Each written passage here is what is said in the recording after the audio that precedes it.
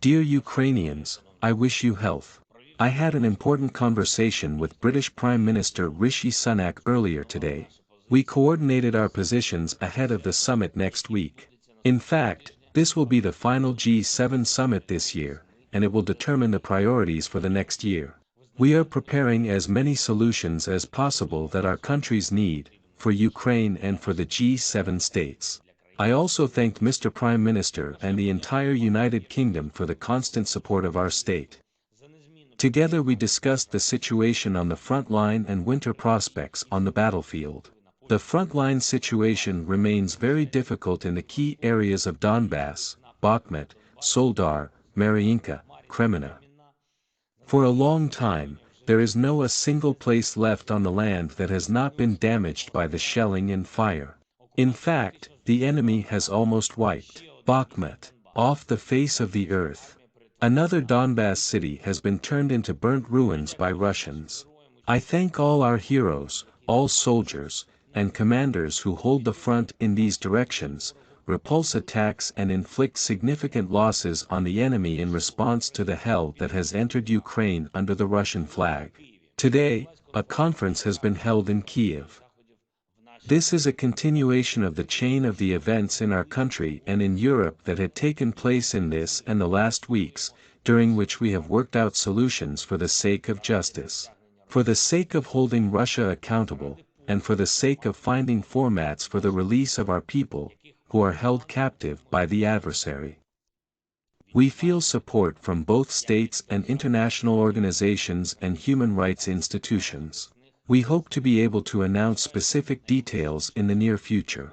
By the way, the results of the visit of the First Lady of Ukraine to London and her speech in the British Parliament were discussed with the British Prime Minister.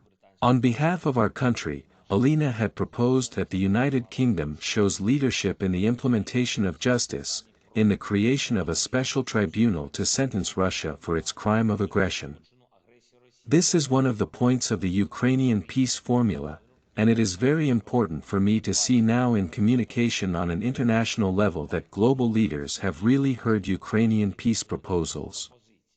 Let me remind you that the peace formula consists of 10 points, from nuclear security to the restoration of the territorial integrity of our state, from energy security to the return of all prisoners of war and deportees held on the territory of Russia. This is now one of the key tasks for our state, to involve the world in the consequent implementation of the points of the peace formula. We must return the Ukrainian flag to all cities and communities of Ukraine.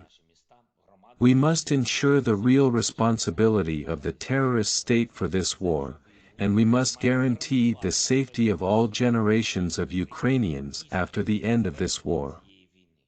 Every day of the heroic resistance of our defense forces and all our people brings closer the day when the entire Ukraine will finally feel itself victorious, so there will be the feeling of final victory, of real and reliable peace.